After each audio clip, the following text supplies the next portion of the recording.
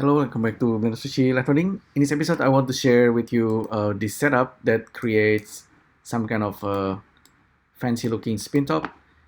This is actually a spin-off from the previous LIVENODING, if you actually watched that one. And this one is made, actually, this is a lot simpler than before. So basically, I started with just two number range, and I'm using this easing nodes to generate some kind of function graph, and I'm using list reverse to flip one of this curve and combine them together as a single number, but I'm using it for cylinder, the meridian profiles of the cylinder.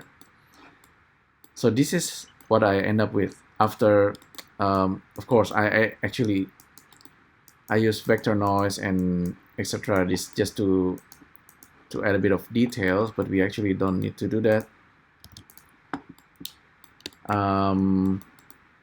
Yeah, this is actually just using the cylinder. Maybe we can actually just use noise displays on the cylinder to simplify this one further instead of using line vector noise.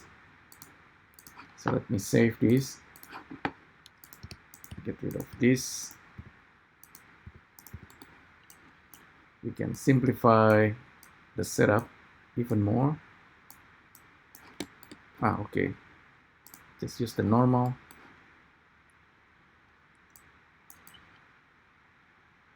Okay, that's just to randomize the cylinder. We don't actually need to do that. We can randomize it in X and Y axis, and maybe not too much. So that seems pretty decent. The twist, we can zero out the twist. So this is the original shape actually, with just number range and then easing and then list reverse, etc. We can change the functions, and it's gonna give us different shapes. I often say this is like the Inception spin top, and it's probably is. You can multiply this further. It's just multiplying the numbers until we get what we really want. Play around with the number range. If you like, it's not, you don't always need to have it from 0 to 1.